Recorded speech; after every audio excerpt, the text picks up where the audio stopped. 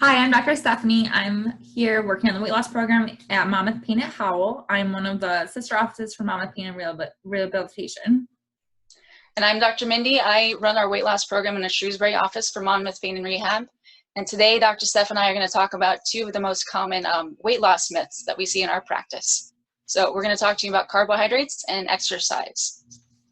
Yes, so I'm going to start off with our first weight loss myth that we're going to discuss today. And it's kind of going off that whole theory that we all know we've heard. Either I hear it from clients or a lot of times we hear it from our friends or family.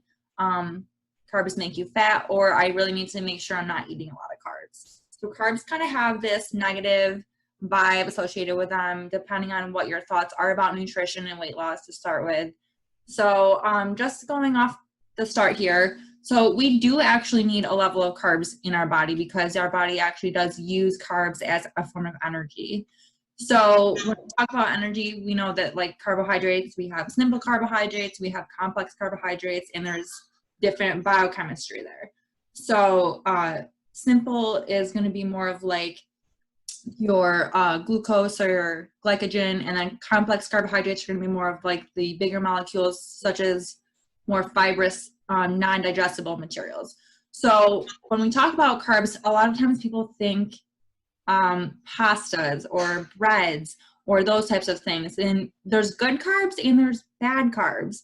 So carbs are good, but you have to be making sure you're really careful at what you're actually eating. So the bad carbs are those trans fats, like the bad carbs are like the refined carbs. So those are the ones that are going to be highly processed foods.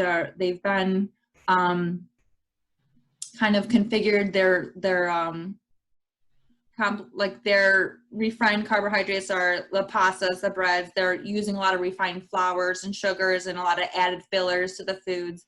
So those are the things you want to stay away from because they're actually not nutrient dense. We're looking for nutrient density when we're talking about carbohydrates, and that's what makes up the fact that you're eating carbohydrates in your diet. And actually when you eat the more like nutrient dense foods, you're actually naturally going to lose more weight over time.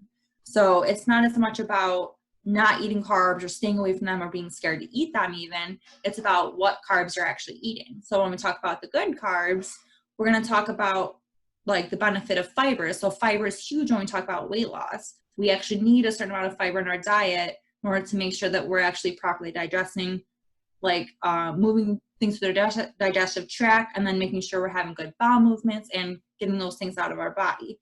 So fiber actually is also good at making us feel more full for long periods of time because fiber is so slowly moved along the digestive tract, making us feeling like we don't need to eat or we're not starving to death.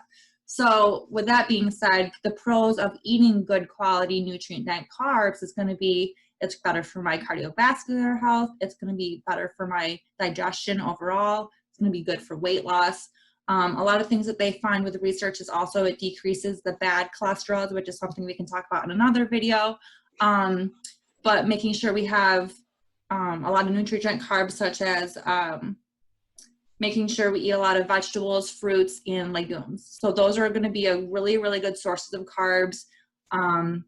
And those are going to be the ones that are most nutrient dense. So